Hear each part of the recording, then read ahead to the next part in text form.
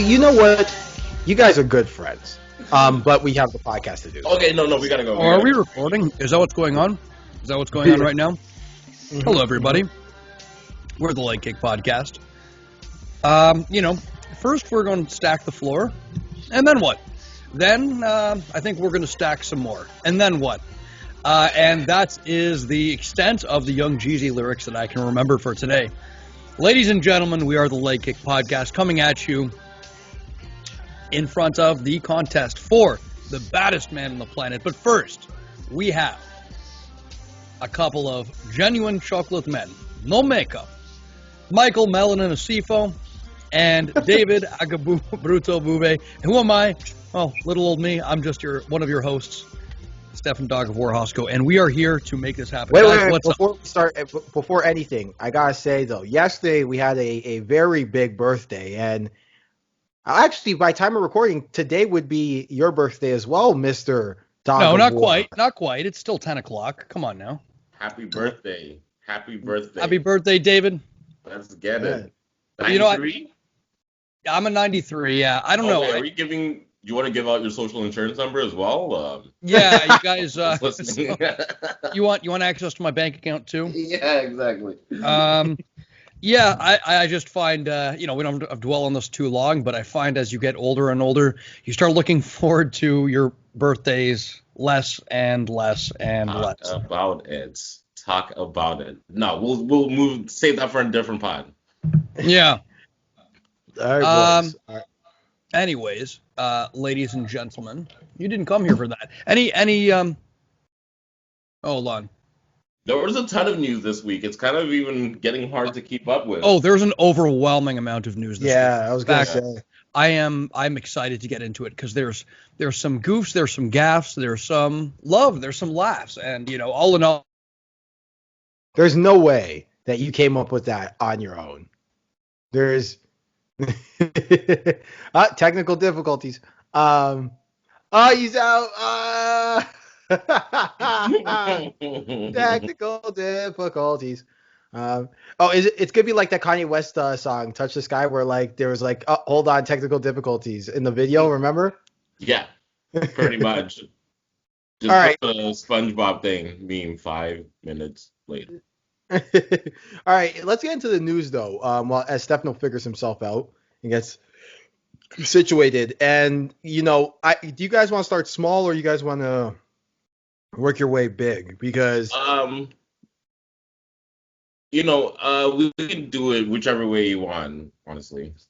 Yeah, I think obviously the big one is Miocic Tate, right? At least that's the big one to me. Miocic Tate making that comeback.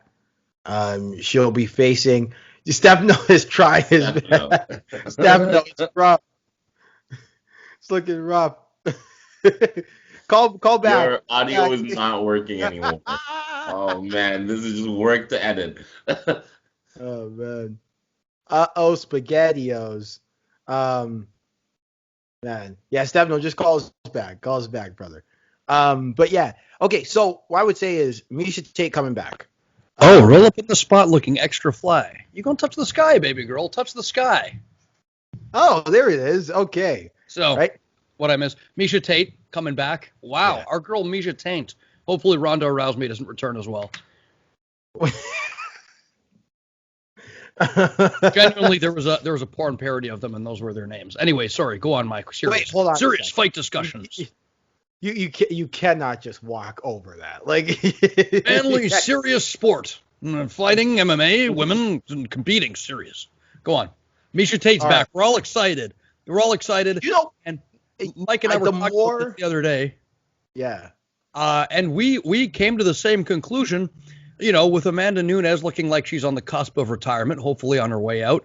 For Miocic Tate's sake, I don't mean that I want to see the Lioness retire necessarily, although I do want to see her retire on top. Not a bad time to come back in this aging bantamweight division for Miocic Tate. You got to stop calling her Miocic Tate. I gotta say, first of all. How long is her layoff being? How long is her layoff? Like her retirement being? Sorry. Jesus, that Rocky Pennington fight was got to be at least 4 or 5 years ago, right? So she's been away for at least 4 years, which is weird because she's not that old. Like, she is older, definitely, but she's not like super, like, 40 years old, making like a last ditch effort. She's in her mid 30s. So she retired pretty young to go to one championship and be a consultant. Get paid essentially for name value. Get your bread. Do what you got to do. But now she's back, and my suspicion is, 34 for any division. If you look at the average age of champions right now, not too old. Not too old to be coming back. Do I expect her to come back reinvented? Not necessarily, but she'll pull out some of the old tricks, and hopefully it'll be enough. Hopefully it'll be enough. Hey, look, this is a I was gonna say, this is a former Strikeforce bantamweight champion, former UFC bantamweight champion. If she can go, right? A lot of people forget she can go, and the more I thought about it, like at first, like everyone rolls their eyes when someone says, "Hey, I'm coming back," but then the more I thought about it, the more I said, you know what? I can see a George Foreman like run for her. I really could. So, in other news, did we get into the lightweight title fight announcement last week? What? I thought we were done. We are. But David, we're done. After that thing, we're done. David, do you want any more? Oh, David, I could see David rolling his eyes when George Foreman came up, rolling his squinty cannabis, induced eyes. Anyways, did we talk about? Okay, whatever. I'm not. We talked about the lightweight title fight announcement last week, right? Yeah. Okay. Did we talk about? What we didn't talk about is two fights that could potentially have some big consequences in the bantamweight division. First of all, was in the works, but mentioned earlier. But before that, we're going to talk about Rob Font versus Cody Garbrandt, booked for May the 22nd. I like it too. A lot. Jesus. Can we say bad matchup for Cody Garbrandt with the way that in which Rob Font is able to make people just, as Mike says, generate swing and miss, and just, he made Thomas Almeida look amateurish. Just swinging at air, swinging at everything with that cross counter. And, Cody, when he gets hurt, has a tendency to load up and just swing for the fences, albeit he's one of the fastest fighters in that division. Guys, early thoughts? I think it's a fun fight, though. I like it a lot. You got a guy who is really, really fast. I think we got a bit of a boxing contingent because of one Jeremy Asiffo. So I guess the boxing comparable is Linares versus Lomachenko, right? In a weird way, like just stylistically, where you got a guy who's very defensively apt versus a guy who's one of the fastest fighters, in the UFC. So, I mean, it's not necessarily to that caliber in terms of like name value, but you got a guy. What you have is an interesting question of, can Cody Garbrandt, even at this stage of his career, get to a guy like Rob Font? Or will Rob Font be able to basically evade him for the duration of their fight?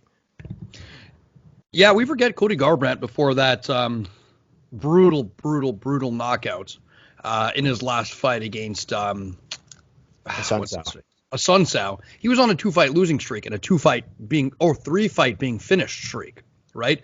Mm-hmm. 2 to Dillashaw. 1 to, I believe, Munoz. That's correct. Yes. So we'll see. I mean, in some ways, his last fight was a bit of a favorably stylistic matchup for him, but we will see. And the other one, which has been announced, which big moving and shaking in the bantamweight division, possibly the next crack at the throne, providing we don't get another weird illegal knee.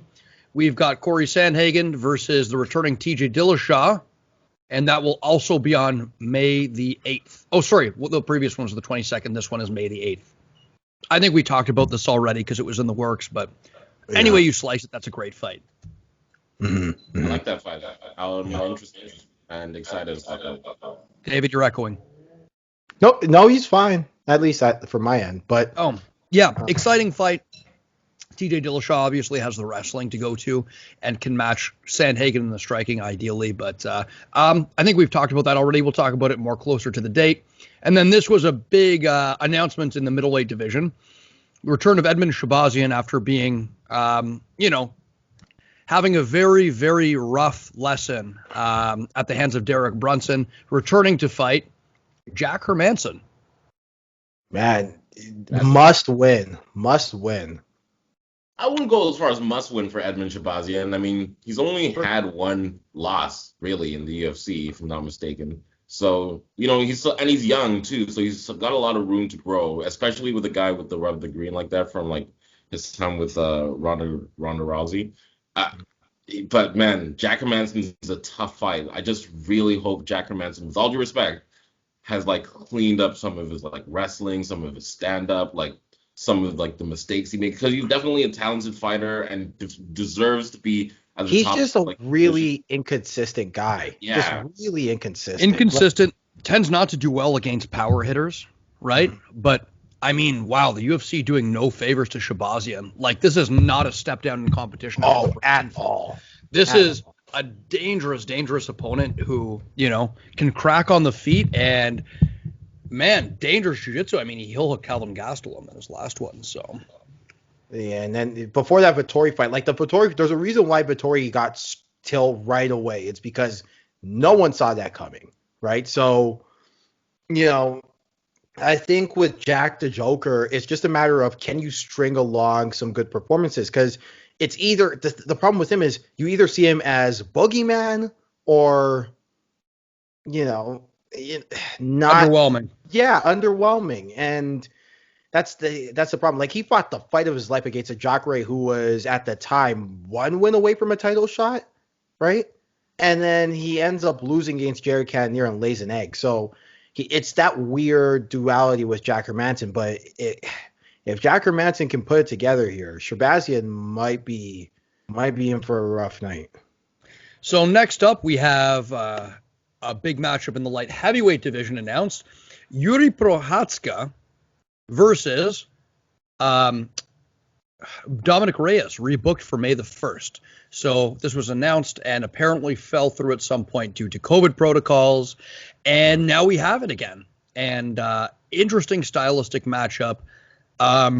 Reyes, one of those fighters that, will give problems to anyone that can't cut the cage properly on him. Great footwork, especially for a big man.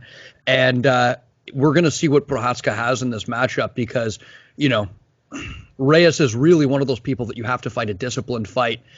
And if you let him, you can, you just might eat that cross counter over the open side. Yeah, I'm with you. I was going to say, do you guys think this is the number one contender fight as well? No, I think Glover is next in line, especially because Prochazka has only had one fight in the UFC and he looked incredibly impressive.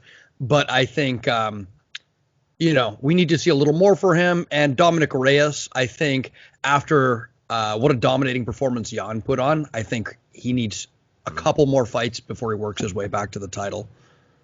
Right. Plus, Jan is one of those guys where after the Izzy win can really call his shot, know? And he called for Glover. So Glover deserves it, in my opinion. Yeah, I think, in my opinion, I think it's the right call to make. It's a fun old guy fight. Yeah. Man, plus Glover had, I think if any person has the tools to beat Jan, it's probably Glover, right? Yeah, but Glover can crack. Glover, if he, sits down on that, he has that one beautiful combination that he goes to again and again and again. Cross counter, over the top, left hook. And if Jan gets a little bit too aggressive, doesn't mind his P's and Q's, we could see Jan end up on his back, and Glover does not mess around from that top position. He is one of the best arm triangles in the UFC. Mm-hmm. Yeah, with you 100% of the way to that. And then we were waiting for the return of Ryan Hall, and we got it after a canceled fight due to an injury, I believe. He slipped and fell. Yeah, I think this is a better matchup for him. Dan Ige was supposed to be his last fight. Now we have Ryan Hall versus Ilia Topuria. Yeah, that's I I hate like to you say guys that's looking W. side to side like, who the fuck is Ilya Tupuria? No, I hate to be like W for Ryan Hall like this early, but W for Ryan Hall. Excuse me. W for Ryan Hall. Yeah, he is I'll a have to go tricky back. specialist to face. I'll have to go back and look up exactly who Ilya Tapora has faced because David, the king of overrating Ryan Hall's popularity amongst the casuals. no, okay, forget it. I'm not gonna get into this. This is the preview pod. We're Ryan not gonna Hall's get a into big this. name. People love Ryan Hall. Everyone knows Ryan Hall. He's a household name. He's practically LeBron James. Yeah. That's definitely that take. So next, and here's one I'm gonna have to Google. We've got Jacare Souza rebooked after being sent to the Shadow Realm by Kevin Holland with some of the most bizarre from the bottom ground and pound we've seen, is coming back to face Andre Muniz, who I'm sure I've seen fight but can't recall. The name sounds familiar. I just can't remember Muniz's fights, but it sounds familiar. Like, Yeah, I don't. So a bit of a step down in competition. In one championship news, we have an April 7th card coming out, and oh boy, I'm just going to run through it top to bottom. I'll be watching this one for sure. In our main event, we've got Adriano Moraes versus Demetrius Johnson. Ooh, that's a good fight. That's a good fight. Eddie Alvarez versus Giorgio Petrosian trained product, Yuri Lapicus. And then Rod Tang versus Daniel Williams. Tyler McGuire versus Raymond Magomedov. I don't know that one. But we also have Mehdi, whatever that gentleman's name is, against Rugrug. And if you don't know Rugrug, he just beat Ellen Galani. He's a Senegalese wrestling champion, and this man is gigantic. Yeah, he's huge. He made Ellen Galani, who is one of the, scariest, largest, most African-looking gentlemen in the world. He dwarfed him in that fight. Just made him crazy. Look. You know what's crazy about Galani? You know where his hometown's from? Where? Hong Kong. Not making that up. He's from Hong Kong. Was he born there? I think he immigrated there, to be honest, when he was young, but he's Hong Kong. That's hilarious. Hong Kong. So, next in our OnlyFans watch segment, look, this bears mentioning just simply for the cringe factor. So, Jessica I got an OnlyFans. That's unfortunate that our female athletes aren't being supported enough and they need to get a second occupation as OnlyFans models. Not that but in very cringy OnlyFans news, Diego Sanchez got an OnlyFans. Now, if this doesn't speak to the level of self-awareness that Diego Sanchez has, and if you recall his his coach and mentor, started the school of self-awareness.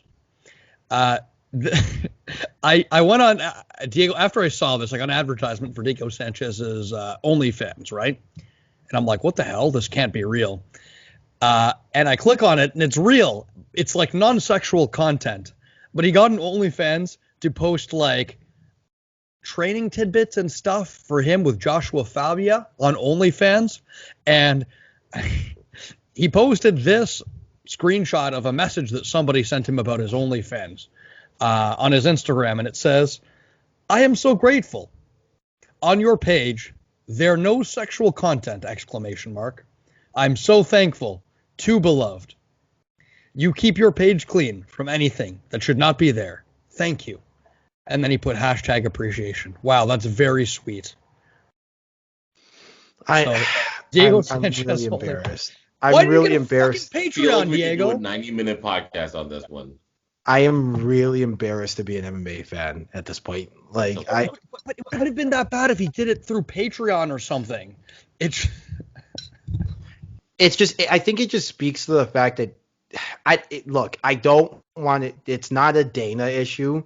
It's a current UFC kind of like systemic UFC issue, because they don't pay these fighters enough for them to be able to essentially live off of being a fighter, and the people have to resort to this. They have to resort. Water. Hold on.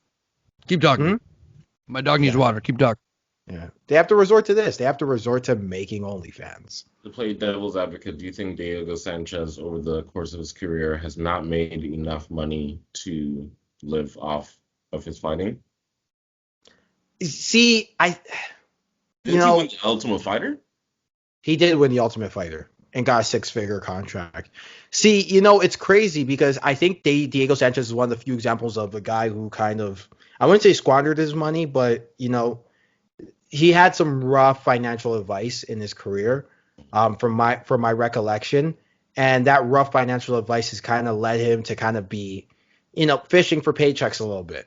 Speaking of which, yo, Kevin Holland, reach out to the Leg Kick podcast. We can find a million better things for you to spend, other than your shoe collection. Don't worry about it. Please. Don't black guys love shoes? Oh, man, talk about fitting a caricature. Anyway, but yeah, no, Diego Sanchez. I mean, I just feel like he's been here for a while. I just think attention seeking. A while. That's an understatement. A while. He's been here since he won the Ultimate Fighter season 1. I think it's like attention against seeking Luke Kumo behavior, too. kind of like his fighting too. No, Like, he does won. a lot of Kenny antics. Florian was the final match. Oh, was he? Okay, Yeah. yeah. Luke Kumo was Luke Kumo season won 2. season 2, did he not? I think he lost season 2. No, he won season 2. He was. You sure? Oh no, yeah, he lost to Joe Stevenson, Joe Daddy. Yeah. Sorry. Go on. Really, really weird. Yeah. Go ahead. Oh no, whatever. I was just gonna say that yeah, even when in his last few UFC fights, he was doing a lot of antics. I feel, and it stopped being less and less about the fighting, more and more about the story, like behind the fighting, like the whole Joshua Fabia thing, the whole this guy like Jim Tails thing. It just got a little bit much, and this It's is sad. It's sad. It's pathetic in the worst possible way. Diego, get help. We love you. Joshua Fabia, go fuck yourself. Anyway, This man's he's a crook. So Yeah. since now that we've waxed lyrical about OnlyFans, the Leg Kick podcast is happy to announce we're starting our own OnlyFans. If you want to see us jerk each other off on camera, go to onlyfans.com/legkick. I'm pretty sure we did a few illegal things. Huh? no pun. There's so many ways you could go with that. Like This is a serious advertisement for our OnlyFans, sorry, David. sorry, okay, sorry. if you could please fall in line and have some respect. Jesus, people these days. Anyways, we are ahead of UFC 260, a card that was a little bit more supple and had a second title fight on it that it fell through due to a bit of a COVID outbreak in the city kickboxing team. But nonetheless, it's going ahead, and I am still excited for this one. We have a decent 5-fight main card, some sneaky fights on the prelims. Gentlemen. Let's jump into it.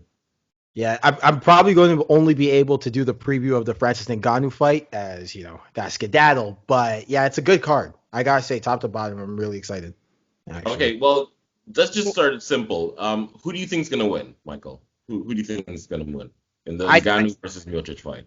I got Stipe, and it's just basically I watched the first fight. I just haven't seen anything to suggest it's not gonna go the same way, or at least similar. You know what's crazy to me? The last fight, we saw Francis completely and systematically dismantled from pillar to post, right?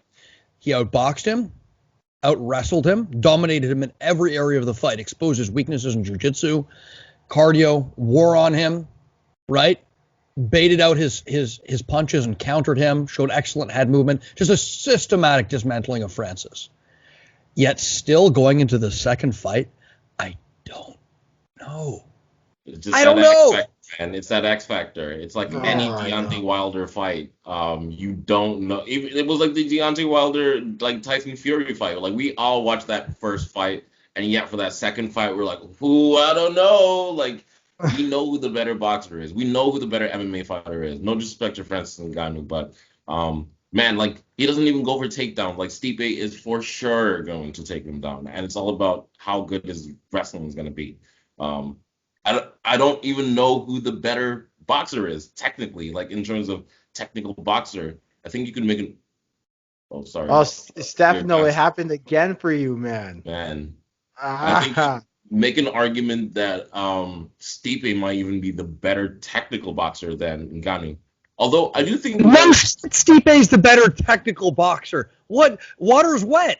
No, but I do think Ngannou is underrated in his boxing like technique, in my opinion. Oh yeah, for sure. Francis Ngannou has excellent eye for a counter. He has phenomenal timing, and he hits ridiculously hard. He is not, by any stretch of the imagination, a technical, systematic boxer who picks you apart with his jab and sets up openings down the road. He blasts you with an uppercut left hook. He has a good eye for a counter, but let's be honest, he's not in the art of boxing, I don't think there's any comparison here between him and Stipe.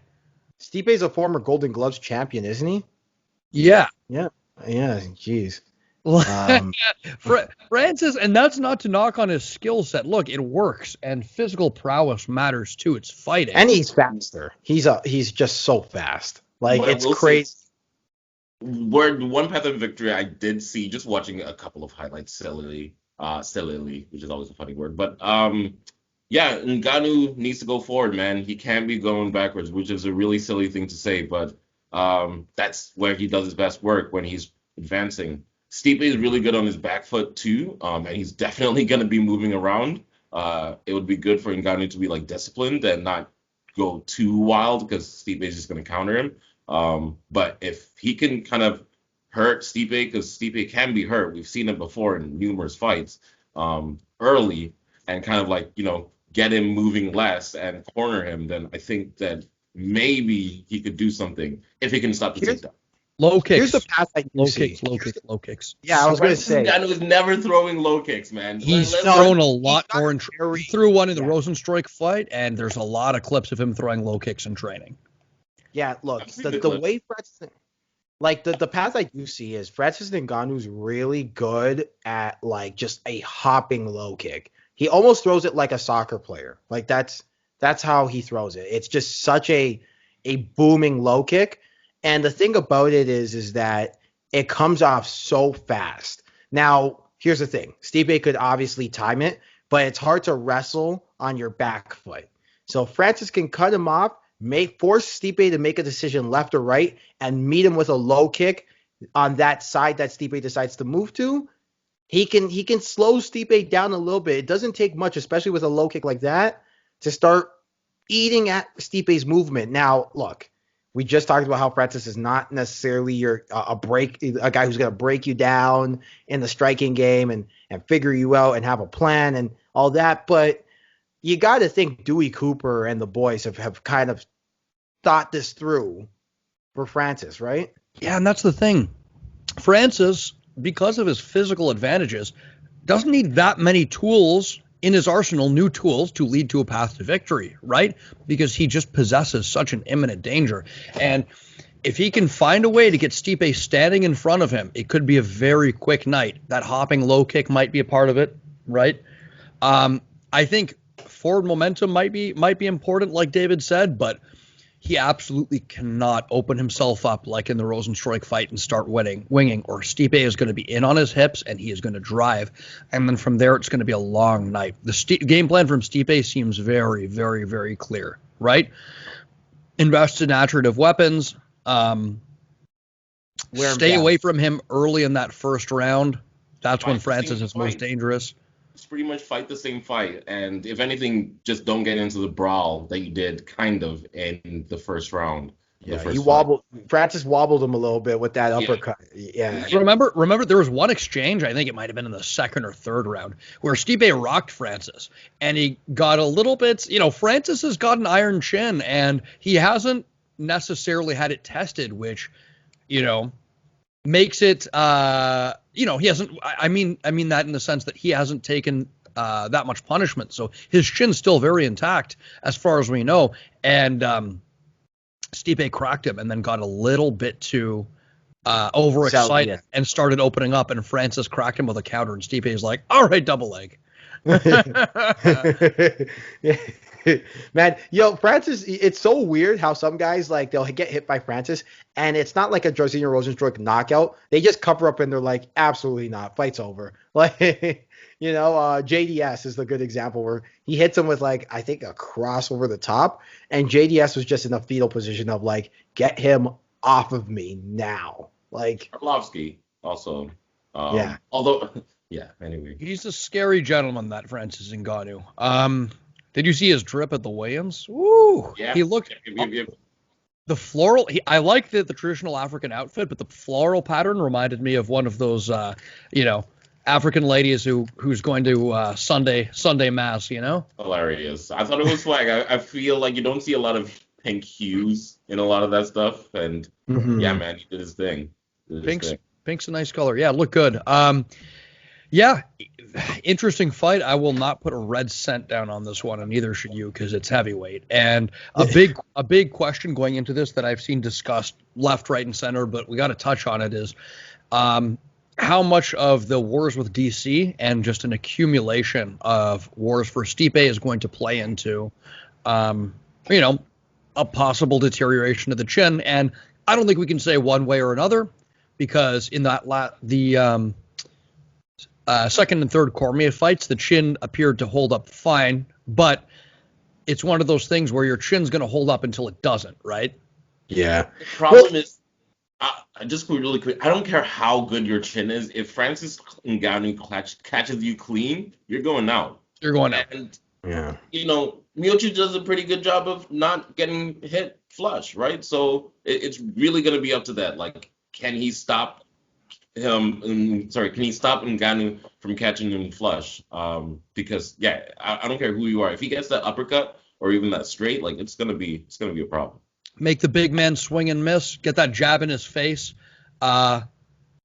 He did a great job low kicking in the first fight, baiting out Magumba's weapons and then just punishing him with a jab or a low kick over the distance. You way to sneak that in there, right? Sorry, Ngannou. Miocic and Ngannou. All right. No, Stipe and Ngannou. Stipe. Okay, Let me tell you something about Stipe. He's got to start eating those hot beef sandwiches with the sausage in the middle. Yeah. Anyway, guys, enjoy the rest of the show. I gotta. Oh, Mike's out. Yeah.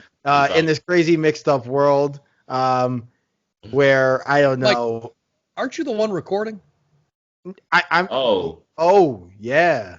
Damn. All right. There's gonna be a little cut. There's gonna be a cut. Don't worry. I'll keep recording after you stop. All right. There's gonna be an unseemly cut. Go on, Mike. Do your thing. To play us out, what does that mean? In this crazy mixed up world where, Jessica I has an OnlyFans, God bless our souls, you got three things. You got Stefano, you got David, and you got this podcast. Later. Sorry for that interruption in our regular scheduled programming. Michael Asiffo is gone.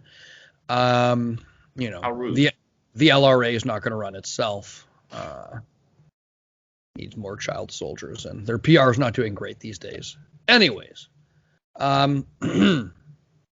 yeah, I feel like most of what needs to be said about that matchup has been said. Something really funny. Oh, go on, David. No, go on. Something really cringy and funny I saw in the promotional footage for this fight when the UFC does their little I don't know what to call them, embeddeds or something, like the preview for the fight.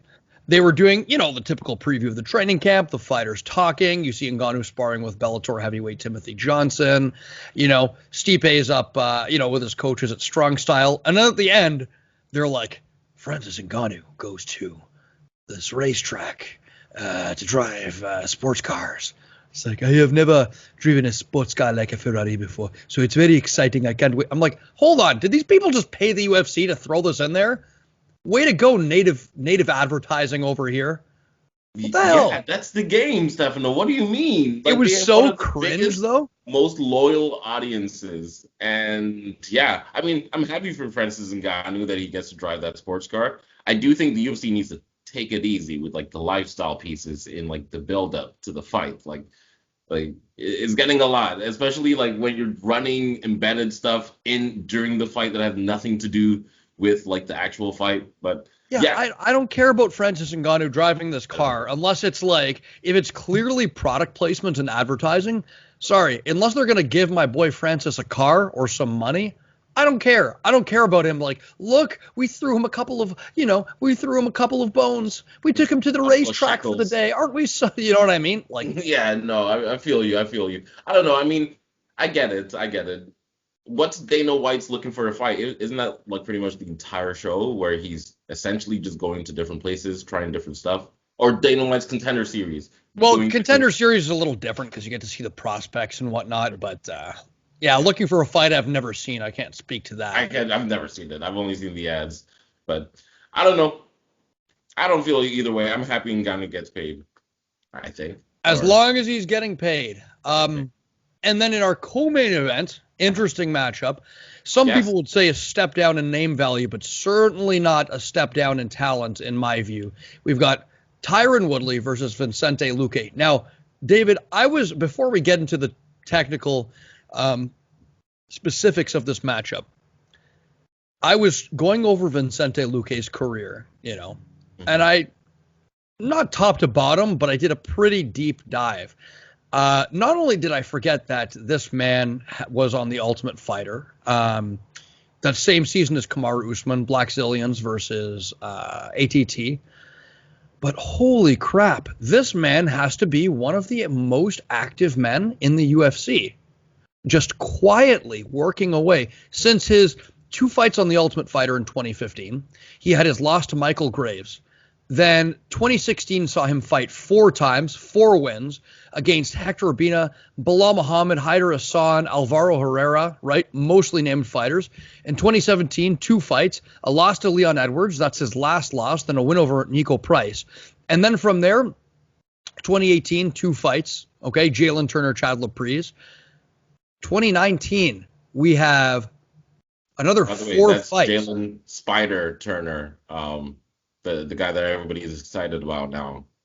Like there's no bums really on this list. There's no bums. Yeah, and Chad Laprise, excellent Canadian prospect.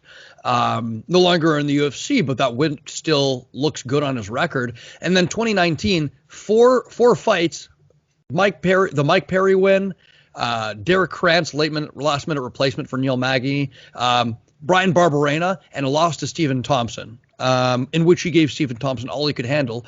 And then since then, in the pandemic, despite 2 canceled bouts, he has a knockout over Nico Price and a knockout over Randy Brown. Wow. Has this guy been quietly climbing up the UFC's 170 division or what, David? Yeah, man, this guy's a talented fighter, and you can see why. Honestly, a lot of guys would find it a problem to fight him. As you said, it's not an easy fight in here at all. I do think like the Stephen Thompson fight perhaps was where we got to see, maybe the limitations of some of his skills, in my opinion. But man, on his night, if you go in there looking to brawl with Vicente Luque, you're gonna have a long, long night. He's gonna knock you out. Years. Legendary chin, excellent eye for a counter. When you're coming forward at him or when you're throwing at him, he's got his beautiful left hook in which he closes the door and cuts that angle. And he's got the cross counter left hook combination, right? I'm looking at his record also, just quickly. His record before he got into the Ultimate Fighter was 7-5-1. That's not like no disrespect, because not a phenomenal record. Yeah. Not a phenomenal record. So this is a guy who's clearly like put in some dedication. And David, you know how old? Do you know how old he was on that season of the Ultimate Fighter as well? Like 22, 23, and he already had 7-5-1, right? So, yeah, his eye for a cross counter is one of the best that I've seen. Like, always when you're jabbing, he's jabbing with you or kicking your leg, and then when he gets that timing, either when you're slipping his jab, and then he throws that right cross over the top, followed by a left hook, or or he slips your jab and comes over the top. He's adjusting and gathering data based on where your head position is, just so he can, place that perfectly right on the jaw, right behind the ear. And man, what a chin on this guy. I mean, for sure, man. I was just gonna say, when I think Vicente Luque, I think like not. I would have to really. I would struggle to think of too many better examples of how to use like technical Muay Thai fundamentals in an MMA context. Because for me, he's like one of the best like Muay Thai representations in the UFC, in my opinion, with his high guard, with his low kicks, as you said, with that jab. And some solid boxing fundamentals mixed in there too, right? Yeah. And I think for this fight, for me, the big question, moving on to Tyron Woodley, is just how good is that Muay Thai, man? How good is that Muay Thai? Like, how good is that kickboxing? We haven't really seen much of it over the past few fights from Tyron Woodley. It's definitely there, because we just need to go back to the Darren Till fight, which is not that long ago. It was only like, what, 3 years ago or something like that? Yeah. And Tyron Woodley, and he has like, a win over Stephen Thompson, so he's no slouch on the feet. It's just he's just looked awful in recent fights. Inactive, tentative. To be honest, in that his the last loss was against Kobe, but slow even. And slow for Tyron Woodley is still faster, than 99.9% of the world, right? This man is fast twitch, but I wonder if he just has a style that hasn't aged well. Hasn't aged well as far as he relies a lot on the speed of his right hand. And in recent memory, even in those Stephen Thompson fights, he's been really reluctant to go forward. I remember his early career, there was circling the ring and, punctuated by these big blitzes that would just turn people's lights out. For example, the Jay Huron fight, right? The Josh Koscheck fight. He was kicking a lot more. He used to have a much more diverse skill set, and it almost seems like he's kind of faded into a bit of a parody of himself. Yeah, I mean, and it's so crazy because we're really basing this off of three fights. Wait. We got Kobe Covington, Kamaru Usman, and Gilbert Burns. And mind you, not those fights, it's not like they were identical in how Woodley was beaten, but I mean, a lot of the same weaknesses presented themselves, right? Kind of indecision, inactivity, allowing himself to be forced against the cage. In previous fights, he'd put his back foot to the cage, but nobody had the wrestling prowess necessarily to take advantage of that, right? Jeez. Yeah, because you were always scared. Once again, you were scared of that blitz. You were scared of that takedown. And now I feel like fighters have kind of, especially once you see Kamaru Usman basically out wrestling him. And then Gilbert Burns, for all intents and purposes, walking him down. And honestly, I'm going to be honest, I did not even remember that Kobe Covington fight, because I don't know, that's just like stored in the recess of my mind. Kobe finished him. Yeah, I'm looking at it right now. I did not even remember. So this is actually kind of a must-win fight for Tyron Woodley, not in terms of maybe his UFC career, but I would say so. I mean, think about it this way: he's always been on. He's never been. Contender. Sorry, go on. Well, I would even say that he might be on the chopping block after this one, simply because, he's never been endeared to either the UFC fans or to Dana White. And, they might look at him as somebody who's not going to make their way back into title contention and looks unimpressive. They might give him his walking papers after this one, because he's probably making quite a bit of money. I don't know what he's making per fight, but for somebody who they don't believe is a serious contender anymore, I would say kind of a must-win, man, and kind of a must-win emphatically. I think one thing that I could see really behooving Tyron Woodley is, and this is going to sound stupid, get jabbing with Luque. Get jabbing with him. What? How is that the way to victory? Educate me as a ignorant MMA mind. I would think it would be wrestling. Oh, right? Yeah. Oh, no. I'll get there. Right, but you don't want to shoot naked on Vicente Luque, and I'll tell you why. Vincente's early career, if you look at it, is just Darce choke after Darce choke after Darce choke, and he's got a lot of very interesting setups for it. From snap downs, he's always looking for that that half Nelson like position where you're pushing down on the head, and he strikes out of it beautifully. Like I forget which fight it was that I was watching today, but he put on that kind of scissor hold on top of the head that you use to apply the Darce choke, and the guy was recognized it and postured up, and there was a couple right hands waiting for him on the other side. Get jabbing with Luque so that you can bait out that cross and that left hook and then shoot under them and rush him to the cage. And Woodley, not a very grindy fighter, but he can hurt you from on top, and he can take advantage of just unleashing power in those scrambles. If you make it a technical kickboxing fight or a brawl, he's going to lose. But if you can limit the exchanges and force Luque to counter on his terms, wait for the counter and shoot under it, I could see Woodley doing very well. I don't have any hope of Woodley throwing combinations. I don't think he's going to be very active. We're not going to see the kicks that tore Carlos Condit's ACL. But if we could get a takedown out of him, a couple of blast doubles, who knows? I feel like activity.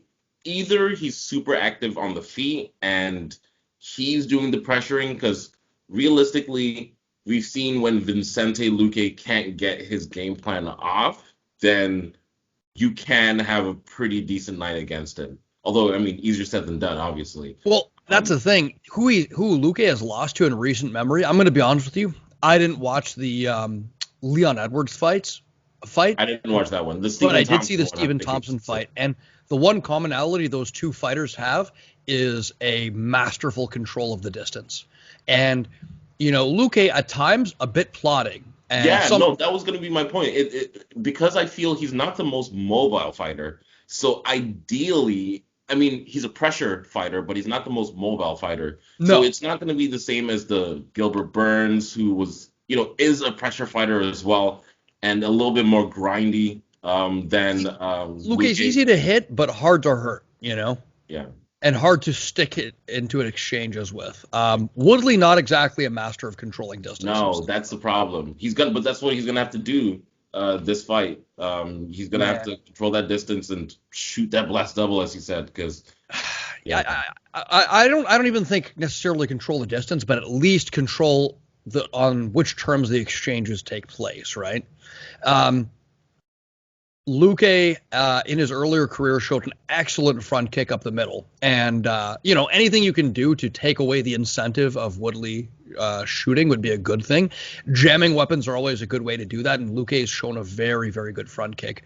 The other thing about Luque is sometimes when he counter low kicks the jab very well, that's another advantage to possibly jabbing with Luque and starting that kind of exchange.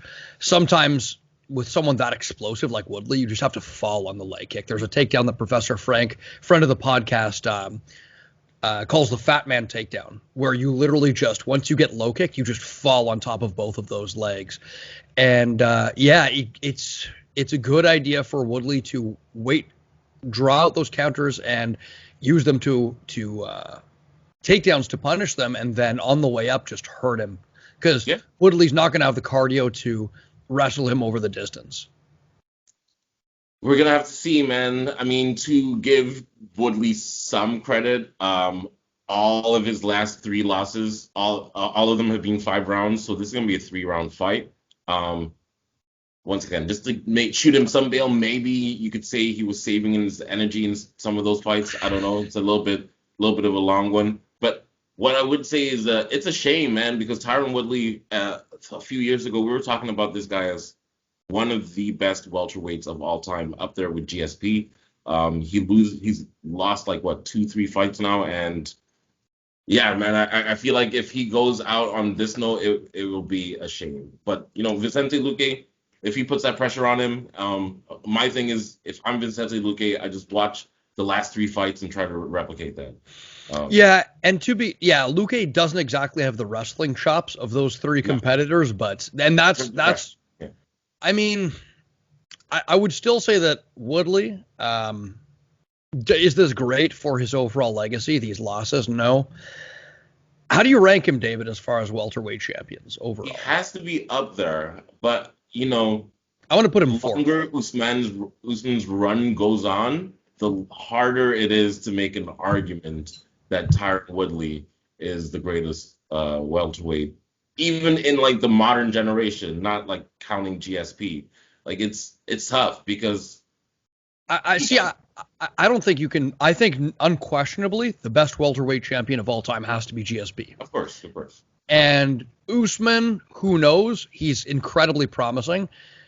I'd already rank him at number 2, and his career is not even over. Mhm. But in the past, I would have ranked Woodley a lot higher. Now I'm going to rank him fourth, right below Matt Hughes. And not leagues below Matt Hughes. Obviously, we're basing this, I guess, based on, your accomplishments relative to your competition. Mhm. I think you've got to put him right at fourth. And yeah, it is a shame because got to the UFC pretty late in age when you look about it. And I was a big fan of his Strikeforce career.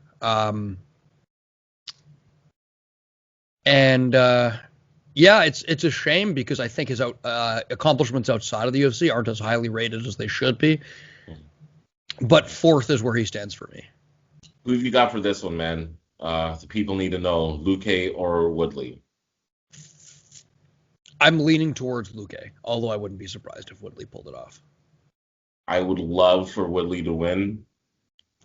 Unfortunately, I don't see Woodley at this stage of his career being active enough to trouble Luque. What troubles me is that in interviews, he doesn't even seem to know what's going wrong. Oh, no.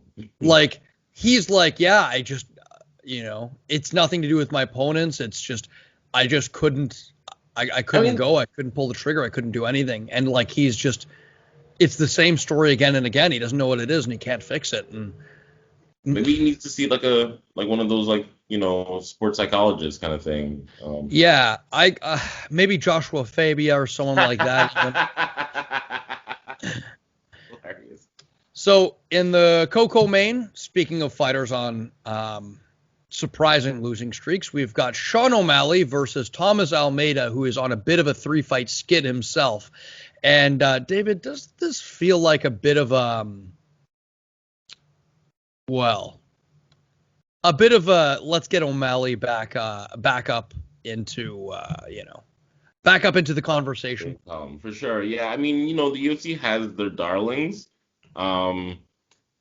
I'm not going to pretend like I'm the most knowledgeable about Thomas Almeida fights. I'm going to keep it 100. I probably watched a few of his fights, if I'm not mistaken. He's a fighter who's been here for quite a while.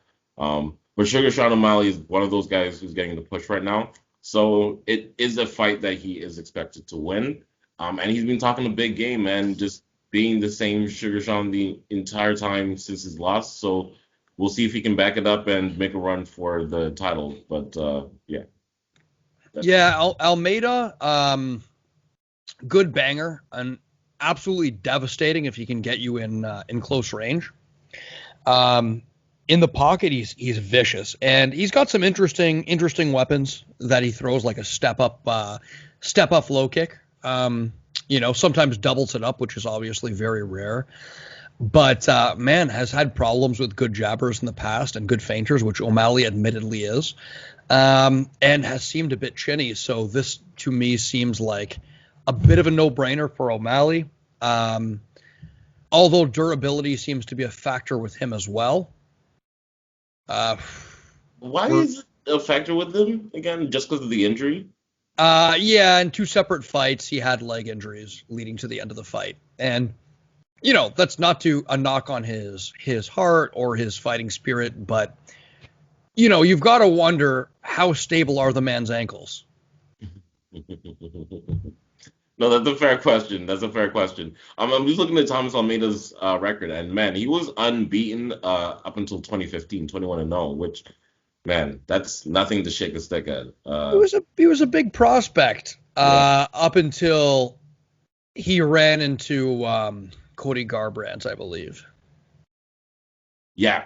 Cody Garbrandt's his first loss, and lost to Jimmy Rivera, Rob Font, Jonathan Martinez. I'm not sure I'm too familiar with Jonathan Martinez. But other than that, those are top of the food chain guys, man. And Sugar Sean seems like he's also of that ilk. So we'll see what it is. Stand up, So I'm assuming. yeah. So in our next fight, speaking of salty records, we've got Julian Robertson at 9-5. Ooh. Oh man, Um, Stefano, you're gonna have to take the wheel for this one. yeah. What can I say about Julian Robertson? She's win-loss since 2018. So this should probably be a win. Yeah, I don't know too much about these two women other than Miranda Maverick. I know I believe she's pursuing her PhD in some kind of neuroscience or something, so good on her. That's But, kind of cool. huh? That's kind of cool. That is cool. Anyways, moving on. No disrespect, ladies. Jamie Malarkey versus Kamaworthy. I know Kamaworthy is, competing for the award of highest chin in the air with Derek Brunson during a mixed martial arts Hilarious. fight. I thought you were going to say for the highest mohawk, but yeah, you might be right about that. Derek Brunson does not have a mohawk, sir. No, before the Derek Brunson, Commonworthy has a very noticeable mohawk. He has a noticeable mohawk. He has an odd style. And man, he can crack. He can crack. Let's see. I don't know anything about Jamie Malarkey. I'm just going to quickly pull up Kamaworthy's record over here. Okay, so he got knocked out by a Zaitar in his last fight. Mr. Smuggling a bag of potatoes into the UFC hotel. Yeah, that was a rough one. Before that, on a streak. Oh my God, that's so funny. I think I saw him fight live. Yeah, he was knocked out by Kyle Nelson. I saw that fight live, actually. Wow. He's come a long way since then. That's interesting. Yeah, Kamaworthy, absolute beast. Loves to bang. Don't know anything about Malarkey, but you can count on an interesting fight from Mr. Worthy. So, any fights on the undercard here, David? Nothing really standing out. You have Alonzo Menfield fighting some other guy in light heavyweight. No disrespect, sir, but I believe it's your first fight in the UFC. I think. Yeah, he's a replacement for William Knight. Okay, I don't even know who William Knight is either. We've got Nurmagomedov family member here fighting Jared Gooden. Is that Khabib's cousin, brother? He's related to him somehow. Wow, this is really spiraling out of control. Omar Morales is a fun fighter. Be on the lookout for him. Modestus Bukauskas is actually a dude from the UK. He's actually a pretty decent kickboxing guy. So that should actually be not too bad of a fight. And then we got a Canadian, right, at the opener of the card. Marc-Andre Barrios versus, what is it? Azaitar? Is that Ottman's brother? It would appear so. Yeah. Oh, wow. Interesting. Sorry, I'm just looking back here at Kamaworthy's record. He fought, is this the same Paul Felder? Oh, my God. So him and Paul Felder fought when they were 1-1 and 2-0 respectively. And lost by knockout. That is insane. That is an insane fight to have in the Pittsburgh Challenge Series in your third fight in 2012. That's fight. Quite the trajectory. Hilarious. Anyways, guys. Imagine facing Paul Felder in like your second professional fight. So I actually have a kind of a funny story about that. Friend of a friend of mine was taking his first or second amateur MMA fight. He's like, okay, dabbling in amateur MMA, doing it as a bit of, wow, I actually know two people that fought Kamaworthy. That's hilarious. Dabbling in MMA. And then he, in his second fight, accepted a fight. Okay, who is it? It's this, it's a wrestler out of New York. Oh, interesting. Okay. Yeah, that sounds good. I don't mind taking on a wrestler out of New York. Turns out to be a young, up-and-coming prospect by the name of Chris Weidman.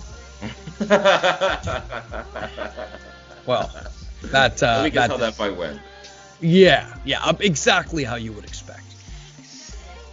So, anyways, guys, this has been an enlightening and titillating experience. Exciting. We are the Leg Kick Podcast, at least half of it. And we... Any further announcements, David? Anything to say? Nope, nothing. That's it for me. May we always stay positive and test negative. Have fun out there and stay safe.